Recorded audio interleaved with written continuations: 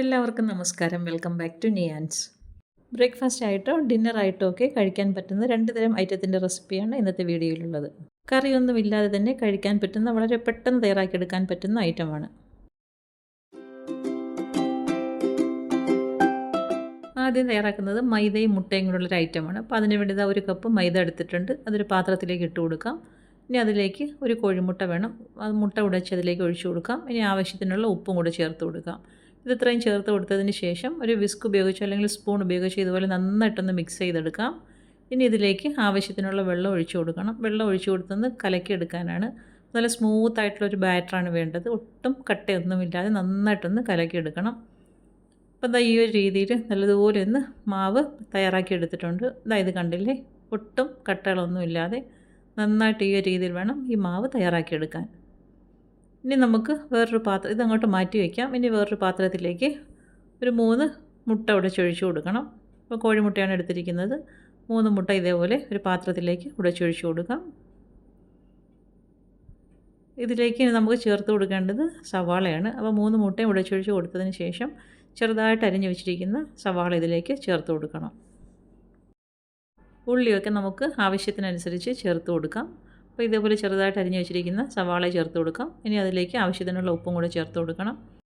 ഉപ്പും ചേർത്ത് കൊടുത്തതിന് ശേഷം ഇതിലേക്ക് എരിവിന് ആവശ്യമുള്ള പച്ചമുളകും കൂടെ ചേർത്ത് കൊടുക്കാം. ഒരു പച്ചമുളക് ഞാൻ ചെറുതായിട്ട് അരിഞ്ഞ് ഇതിലേക്ക് ചേർത്ത് കൊടുക്കുന്നുണ്ട്. ഇതേപോലെ മുട്ട നന്നായിട്ടൊന്ന് ബീറ്റ് ചെയ്തെടുക്കാം. അപ്പോൾ ഹാൻഡ് വിസ്ക് ഉപയോഗിച്ചോ സ്പൂൺ ഉപയോഗിച്ചോ ഇതേപോലെ നന്നായിട്ടൊന്ന് ബീറ്റ് ചെയ്തെടുക്കണം. മുട്ട നന്നായിട്ടൊന്ന് കലങ്ങി കിട്ടണം. ആ ഒരു രീതിയിൽ നല്ലതുപോലെ ഒന്ന് ബീറ്റ് ചെയ്തെടുക്കാം. ഇനി അതും അങ്ങോട്ട് മാറ്റി വയ്ക്കാം. ഇനി നമുക്കൊരു പാൻ അടുപ്പിൽ വെച്ച് കൊടുക്കാം. വെച്ച് കൊടുത്തതിന് ശേഷം ഇതിലേക്ക് ഇതേപോലെ നമ്മൾ തയ്യാറാക്കി വെച്ചിരിക്കുന്ന ബാറ്റർ ഒഴിച്ചു കൊടുക്കണം. ഒഴിച്ചു കൊടുത്തിട്ട് സ്പൂൺ ഉപയോഗിച്ച് പരത്താതെ ഈ ഒരു രീതിയിൽ ഒന്ന് ചുറ്റിച്ചെടുക്കണം. അപ്പം ബാറ്റർ തയ്യാറാക്കി എടുക്കുമ്പോൾ ഈ ഒരു കൺസിസ്റ്റൻസിയാണ് വേണ്ടത്. ഇനി ഒരു സൈഡ് ഒന്ന് പരുവായി വരുന്ന സമയത്ത് തിരിച്ചിട്ട് കൊടുക്കാം.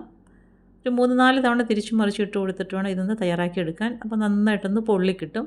കളറൊക്കെ മാറി നന്നായിട്ട് ഇതൊന്ന് ബബിൾസ് വരാൻ തുടങ്ങുന്ന സമയം വേണം ഇത് നമ്മൾ പാനിൽ നിന്ന് മാറ്റി കൊടുക്കാൻ. നന്നായിട്ടൊന്ന് മൊരിഞ്ഞ് കിട്ടണം. അതായത് കണ്ടില്ലേ, നന്നായിട്ട് മൊരിഞ്ഞ് ബബിൾസൊക്കെ വരാൻ തുടങ്ങിയിട്ടുണ്ട്.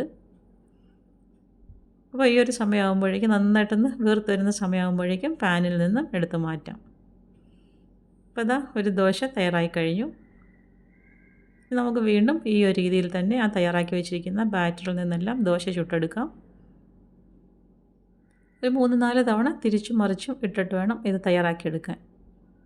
ആദ്യം നമ്മൾ തിരിച്ചിട്ട് കൊടുക്കുമ്പോൾ പെട്ടെന്ന് തന്നെ ഒന്ന് തിരിച്ചിട്ട് കൊടുക്കണം. പിന്നീട് ഒരു 3-4 തവണ ഇങ്ങനെ തിരിച്ചും മറിച്ചും ഇട്ട് നന്നായിട്ടൊന്ന് പൊള്ളിച്ചെടുക്കാം. അപ്പോൾ ദോശയെല്ലാം തയ്യാറാക്കി മാറ്റിയതിന് ശേഷം അതേ പാനിൽ തന്നെ കുറച്ച് വെളിച്ചെണ്ണ ഒഴിച്ചു കൊടുക്കാം. വെളിച്ചെണ്ണ ഒഴിച്ചു കൊടുത്തതിന് ശേഷം ഇതേപോലെ തക്കാളി എടുത്ത് വളരെ കനം കുറച്ചൊന്ന് സ്ലൈസ് ചെയ്തെടുക്കണം. ഇനി നമുക്ക് ആവശ്യമുള്ളത്ര ഇതേപോലെ ഒന്ന് പാനിലേക്ക് നിരത്തി കൊടുക്കാം. നിരത്തി കൊടുത്തതിന് ശേഷം തയ്യാറാക്കി വെച്ചിരിക്കുന്ന മുട്ടയുടെ കുറച്ചെടുത്ത് ഇതേപോലെ ഇതിലേക്കൊന്ന് ഒഴിച്ചു കൊടുക്കാം. ഒഴിച്ചു കൊടുത്തതിന് ശേഷം തയ്യാറാക്കി വെച്ചിരിക്കുന്ന ഒരു ദോശ ഇതിലേക്ക് വെച്ച് കൊടുക്കണം. വെച്ച് കൊടുത്തിട്ട് കൈകൊണ്ട് ഇതേപോലെ ഒന്ന് പ്രസ് ചെയ്ത് കൊടുക്കാം. ഇനി ഫ്ലെയിം നന്നായി സിമ്മിലാക്കിയതിന് ശേഷം മുട്ട വേകുന്നതുവരെ ഒന്ന് വെയിറ്റ് ചെയ്യണം. പിന്നീട് ഇതേപോലെ ഒന്ന് തിരിച്ചിട്ട് കൊടുക്കാം. എപ്പോഴും ശ്രദ്ധിക്കേണ്ടത് ഫ്ലെയിം നന്നായി സിമ്മിലായിരിക്കണം, അല്ലെങ്കിൽ അടിവശത്ത് വെച്ചിരിക്കുന്ന തക്കാളിയൊക്കെ പെട്ടെന്ന് കരിഞ്ഞു പോകും. അപ്പോൾ ഇതേപോലെ 2-3 തവണ തിരിച്ചു മറിച്ചിട്ട് വീണ്ടും നന്നായിട്ടൊന്ന് പ്രസ് ചെയ്തെടുക്കാം. ഇപ്പോൾ കണ്ടില്ലേ, നന്നായിട്ട് സെറ്റായി വന്നിട്ടുണ്ട്. ഇനി നമുക്ക് ഇതേപോലെ ഒന്ന് മടക്കി കൊടുക്കാം.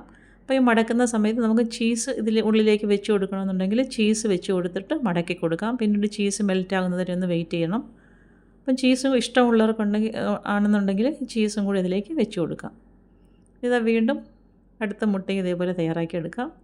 തക്കാളി നിരത്തി കൊടുത്തതിന് ശേഷം മുട്ട ഒഴിച്ചു കൊടുക്കാം. പിന്നീട് തയ്യാറാക്കി വെച്ചിരിക്കുന്ന ദോശ ഇതിനെ പുറത്തേക്ക് വെച്ച് കൊടുത്തൊന്ന് പ്രസ് ചെയ്ത് കൊടുക്കാം. നന്നായിട്ട് ഫ്ലെയിം സിമ്മിലാക്കിയതിന് ശേഷം മുട്ട വേകുന്ന സമയത്ത് ഇതേപോലെ ഒന്ന് തിരിച്ചിട്ട് കൊടുക്കാം. തിരിച്ചിട്ട് കൊടുത്തിട്ട് വീണ്ടും 1-2 തവണ ഇതേപോലെ ഈ പ്രോസസ്സ് തന്നെ ഒന്ന് റിപ്പീറ്റ് ചെയ്ത് കൊടുക്കാം. തിരിച്ചും മറിച്ചിട്ട് ഇതേപോലെ തയ്യാറാക്കി എടുക്കാം. അപ്പം ശ്രദ്ധിക്കേണ്ടത് ചീസ് ഉണ്ടെന്നുണ്ടെങ്കിൽ ഗ്രേറ്റ് ചെയ്ത് ഇതേപോലെ ഇതിൻ്റെ ഉള്ളിലേക്ക് ആക്കി കൊടുക്കാം. ആക്കി കൊടുത്തതിന് ശേഷം അത് മെൽറ്റ് ചെയ്യുന്നതുവരെ വീണ്ടും ഒന്ന് വെയിറ്റ് ചെയ്യണം. ചീസ് ഉണ്ടെന്നുണ്ടെങ്കിൽ ഇതേപോലെ ചെയ്ത് കൊടുക്കാം. അപ്പോൾ കുട്ടികൾക്കൊക്കെ ചീസൊക്കെ ഇഷ്ടമായിരിക്കില്ല. അങ്ങനെ അവർക്ക് തയ്യാറാക്കി കൊടുക്കുമ്പോൾ അതും കൂടി ഇതിലേക്ക് വെച്ച് കൊടുത്തതിന് ശേഷം തയ്യാറാക്കിയെടുത്താൽ നല്ല ടേസ്റ്റി ആയിരിക്കും. അപ്പോൾ ഈ ഒരു രീതിയിൽ രണ്ടായിട്ടൊന്ന് ഫോൾഡ് ചെയ്തതിന് ശേഷം അടുപ്പിൽ നിന്ന് മാറ്റി കൊടുക്കാം. അപ്പോൾ നല്ല സൂപ്പർ ടേസ്റ്റാണ്. ഈ ഒരു രീതിയിൽ കറിയൊന്നും ഇല്ലാതെ തന്നെ ഈസിയായിട്ട് തയ്യാറാക്കിയെടുക്കാൻ പറ്റുന്ന ദോശയാണ്. ബ്രേക്ക്ഫാസ്റ്റായിട്ടോ ഡിന്നറായിട്ടോ ഒക്കെ കഴിക്കാൻ പറ്റും. അപ്പോൾ ഈ ഒരു രീതിയിൽ ഇങ്ങനെയൊന്ന് തയ്യാറാക്കി നോക്കിക്കോളൂ. കറിയൊന്നും ഇല്ലാതെ തന്നെ വളരെ ഈസിയായിട്ട് നമുക്ക് ഈ ഒരു ഐറ്റം ഇങ്ങനെ തയ്യാറാക്കി എടുക്കാൻ പറ്റും. അപ്പോൾ കുട്ടികൾക്കൊക്കെ ഈ ഒരു രീതിയിൽ തയ്യാറാക്കി കൊടുത്ത് നോക്കൂ, തീർച്ചയായിട്ടും ഇഷ്ടപ്പെടും. കുട്ടിക്ക് തയ്യാറാക്കുമ്പോൾ നമ്മൾ ചീസും കൂടി വെച്ച് കൊടുത്താൽ കുറച്ചുകൂടി നല്ലതായിരിക്കും. അപ്പോൾ ഇതാ ഇനി ഒന്ന് മുറിച്ച് കാണിക്കാം. അതായത് കണ്ടില്ലേ, ഉൾവശമൊക്കെ നന്നായിട്ട് സെറ്റായി വന്നിട്ടുണ്ട്. അപ്പോൾ കാണുമ്പോൾ തന്നെ അറിയാമല്ലോ, നല്ല ടേസ്റ്റാണ്.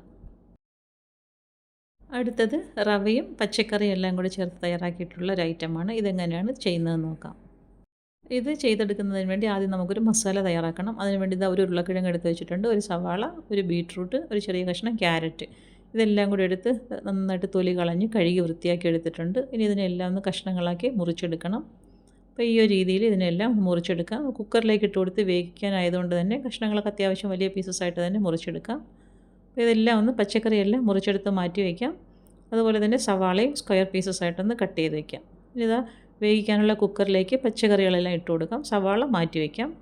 പച്ചക്കറികളെല്ലാം കുക്കറിലേക്ക് ഇട്ട് കൊടുത്തൊന്ന് വേവിച്ചെടുക്കണം. അത് അരിഞ്ഞ് വെച്ചിരുന്ന ഉരുളക്കിഴങ്ങും ക്യാരറ്റും ബീട്രൂട്ടും കുക്കറിലേക്ക് ഇട്ട് കൊടുത്തിട്ടുണ്ട്.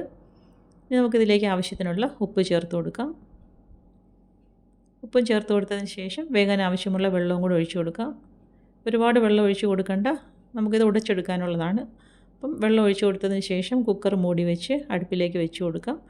ഇനി മസാല തയ്യാറാക്കുന്നതിന് വേണ്ടി പാൻ അടുപ്പിൽ വെച്ച് കൊടുത്ത് വെളിച്ചെണ്ണ ഒഴിച്ചു കൊടുക്കുന്നുണ്ട്. വെളിച്ചെണ്ണ ചൂടായി വരുമ്പോൾ അരിഞ്ഞു വെച്ചിരിക്കുന്ന സവാള ഇതിലേക്ക് ഇട്ട് കൊടുക്കാം. സവാള ഇട്ട് കൊടുത്ത് നന്നായിട്ടൊന്ന് വഴറ്റിയെടുക്കണം. സവാള ഇതേപോലെ നന്നായിട്ടൊന്ന് വഴണ്ട് വരുന്ന സമയത്ത്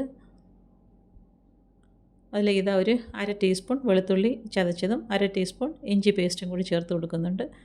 ഇനി അത് നന്നായിട്ടൊന്ന് മൂത്ത് കിട്ടണം. ചേർത്ത് കൊടുത്ത വെളുത്തുള്ളി ഇഞ്ചിയൊക്കെ നല്ലതുപോലെ ഒന്ന് മൂത്ത് വരണം. അതുവരെ വീണ്ടും ഒന്ന് ഇളക്കി കൊടുക്കാം. അതെല്ലാം കൂടി നന്നായിട്ടൊന്ന് വഴണ്ട് വരുന്ന സമയത്ത് അതിലേക്ക് കുറച്ച് കറിവേപ്പിലയും കൂടി ചേർത്ത് കൊടുക്കാം. കറിവേപ്പില ഇട്ട് കൊടുത്തതിന് ശേഷം വീണ്ടും നല്ലതുപോലെ ഒന്ന് വഴറ്റി കൊടുക്കണം. അപ്പോൾ ഇതിലേക്ക് നമ്മൾ ഉപ്പ് ചേർത്ത് കൊടുത്തിട്ടില്ല. അപ്പോൾ ഈ ഒരു സമയമാകുമ്പോഴേക്കും ആവശ്യത്തിനുള്ള ഉപ്പും കൂടി ഇതിലേക്ക് ചേർത്ത് കൊടുക്കാം. ഉപ്പ് ഇട്ട് കൊടുത്തതിന് ശേഷം വീണ്ടും നന്നായിട്ടൊന്ന് മിക്സ് ചെയ്ത് കൊടുക്കാം. അപ്പോൾ ഇത്ര ആയിക്കഴിഞ്ഞാൽ ഇനി നമുക്കിതിലേക്ക് മസാലകൾ ചേർത്ത് കൊടുക്കാം. അപ്പോൾ ഇനി നമുക്ക് മസാലകൾ ചേർത്ത് കൊടുക്കാം. 1 ടീസ്പൂൺ മുളക് പൊടിയും, ഒരു 1/2 ടീസ്പൂൺ അളവിൽ കുരുമുളക് പൊടിയും, 1/4 ടീസ്പൂൺ അളവിൽ മഞ്ഞൾപ്പൊടിയും, 1 ടീസ്പൂൺ ചിക്കൻ മസാലയും, 1/2 ടീസ്പൂൺ ഗരം മസാലയും കൂടെ ചേർത്ത് കൊടുക്കുന്നുണ്ട്. ഇനി ഈ ചേർത്ത് കൊടുത്ത മസാലകളുടെ എല്ലാം പച്ചമണം മാറുന്നത് വരെ നന്നായിട്ടൊന്ന് മൂപ്പിച്ചെടുക്കണം. അപ്പോൾ മസാലകൾ ഇട്ട് കൊടുക്കുമ്പോൾ ഫ്ലെയിം നന്നായി സിമ്മിലാക്കി കൊടുക്കണം. ഇത് നന്നായിട്ടൊന്ന് മൂത്ത് കിട്ടണം. അപ്പോൾ എന്നാലേ അതിൻ്റെ പച്ചമണമൊക്കെ ഒന്ന് മാറി കിട്ടത്തുള്ളൂ.